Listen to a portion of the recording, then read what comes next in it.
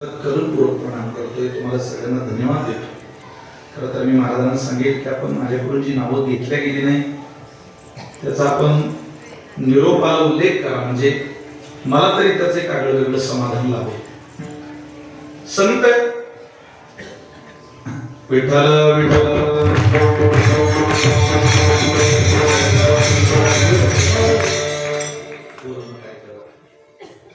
निळोबाईंचा गोळ अभंग आणि गळो जळो पळो हे दुर्लभ असलेली वचन आहे. संत वाङ्मयामध्ये जिथं गळो आहे, जिथं पळो आहे, जिथं जळो आहे, तिथं प्रार्थना दिसून येते.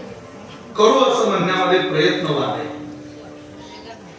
होईल असं म्हणण्यामध्ये प्रारब्धवाद आहे, आणि घडो असं म्हणण्यामध्ये केवळ प्रार्थना आहे.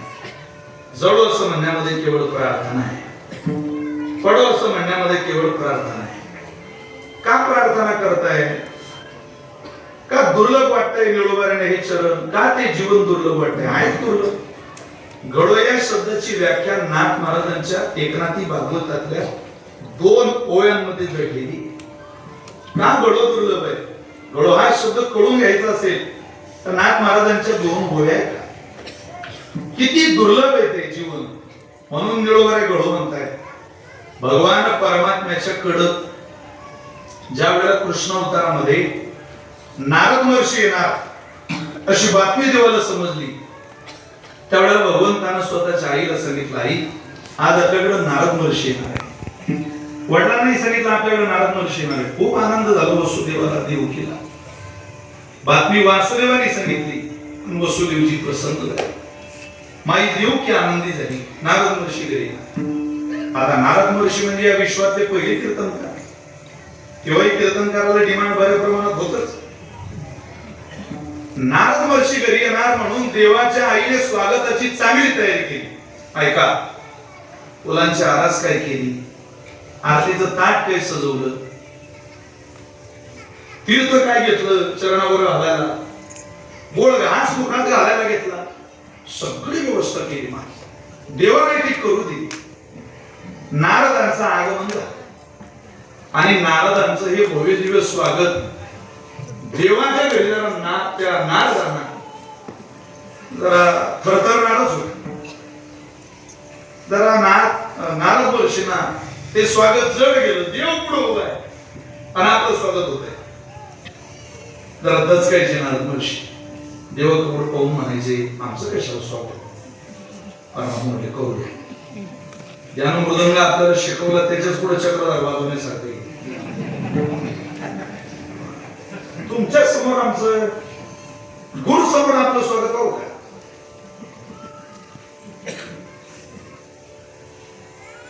मग नारद महर्षींना देवाने सांगितलं, असू दे, असू दे, करू दे. नारद महर्षींचं स्वागत खूप चांगल्या पद्धतीने केलं. अवश्य आनंद झालेला दोघांना. आपण गेलो तर आनंद होतो. परवा मी एका म्हातारीच्या घरी गेलो, तिने माझ्या कपाळावर कुंकू लावलं, कुंकवावर साखर लावली, तोंडात तांदूळ घातले.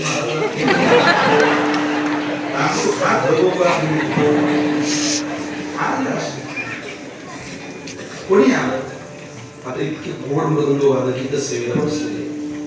तिथं प्रसन्न झालं. सुरुवातीला त्यांचं वादन ऐकून दोघांचं अत्यंत गोड वाहतात. हे जरी एखाद्याच्या घरी गेले, त्यातला एखादा गायक वादक एखादा सामान मुलगा घरी गेला तरी वारकऱ्याला आनंद होतो. त्यांच्याकडे काय कला हे बघून कोणीच कौतुक करत नाही, अर्थ ओळख नाही. आपल्याला काहीच किंमत नाही, पण आपण जो पोशाख घालतो त्याला या जगात खूप किंमत आहे, हे लक्षात ठेवा. पोशाखाला अनन्य साधारण असतो आणि त्या श्रद्धेपोटी लोक आपलं पूजन करत असतात, लोक आपला आदर करत असतात. तो आदर सगळ्यांना मिळत नाही, सगळ्या ठिकाणी मिळत नाही. पैसा मिळेल, आदर मिळत नाही. विठाबाई मान नावाची कलाकार होऊन गेली राज्यात, जिला तमाशा सम्राज्ञी कलावंत पुरस्कार मिळाले, पद्मश्री पुरस्कार मिळाले. तमाशात नाच गान करणारी बाई. तिचं गाणं फार प्रसिद्ध आहे महाराष्ट्रात. लाज जरा पावनं जरा जनाची मनाची, पोटासाठी नाचते मी परवा कोणाची, सुहस्तितीने दिलेली. तमाशाच्या स्थळावर नाचणारी प्रसिद्ध विठा गरोदर होती नाचायला गेली. नाचता नाचता बाळंतपणाच्या कळा सुटले. नाचता नाचता शेजारी उभ्या असलेल्या नाचणाऱ्या पोरीचा हात धरला, एक हात पोटावर ठेवला.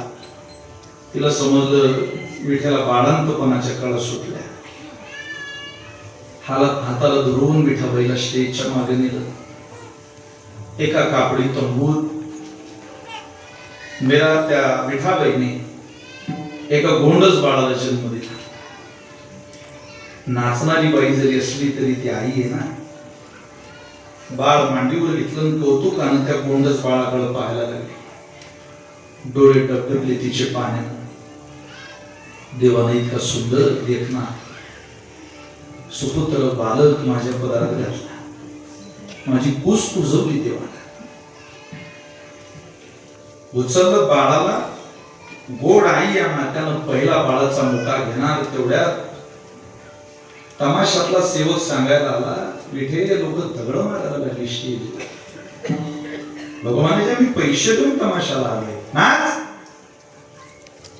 तंबूत काय निघून गेली. एकानं माईक हातात घेतला, सांगायला लागला, साले हो लाज धरा धरा.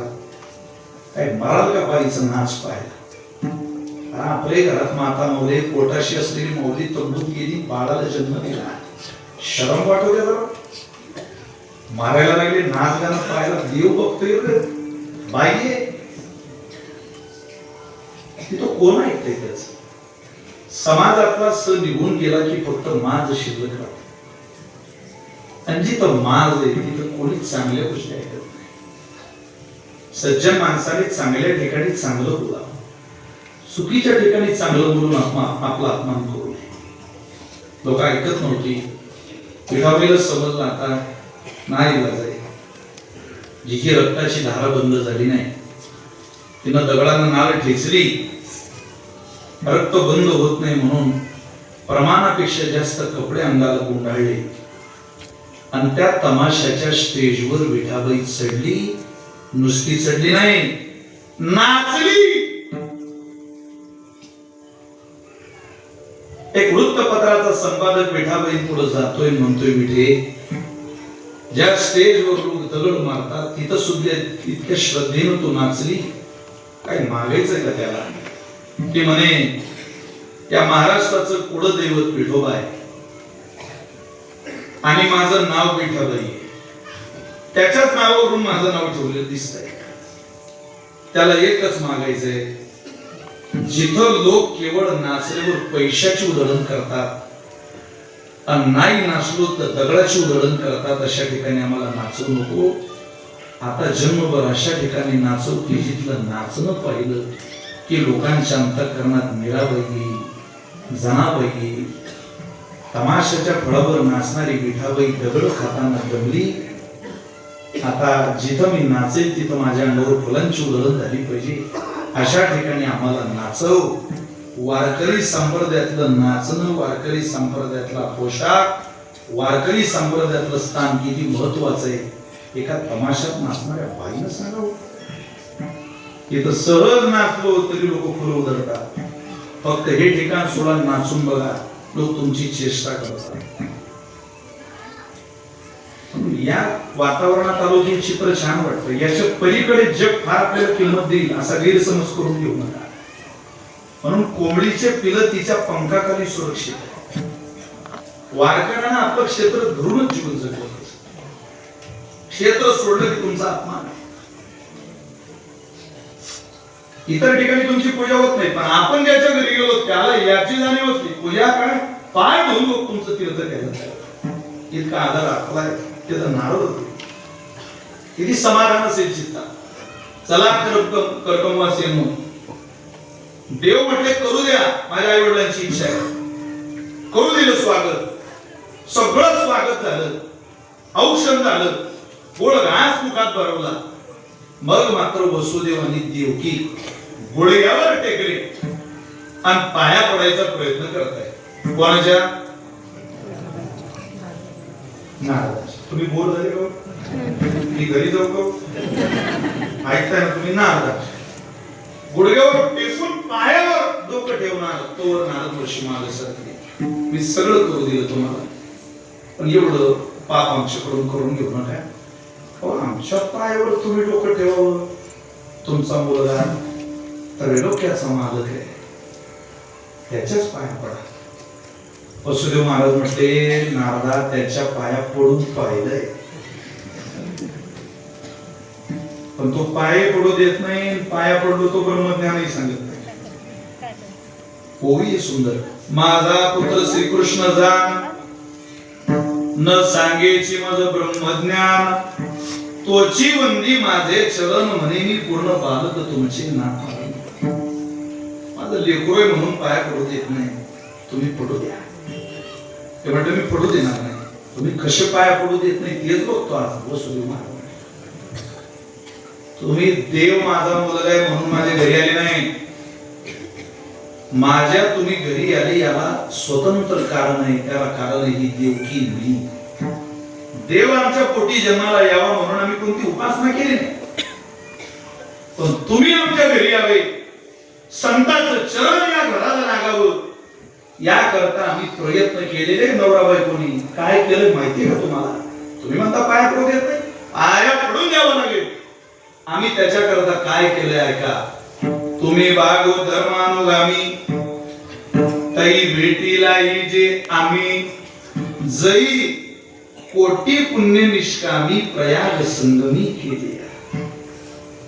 तई भेटीला जे आम्ही कै जई कै आणि तई आणि जई जई कोटी पुण्य निष्कामी, कोट्यावधी पुण्य जेव्हा प्रयागराज सारख्या महातीर्थावर माझ्या बायकोने आणि मी केली तेव्हा तुम्ही आमच्या घराला आले. देवाचा बाप जर या 2 वेळा म्हणून म्हणतो की आम्हाला तुमच्या पाया पडू द्या, आम्ही प्रयत्न केले, या 2 वेळ वाचा आणि मग ठरवा हा घडो शब्द किती महत्वाचा आहे. विठ्ठल विठ्ठल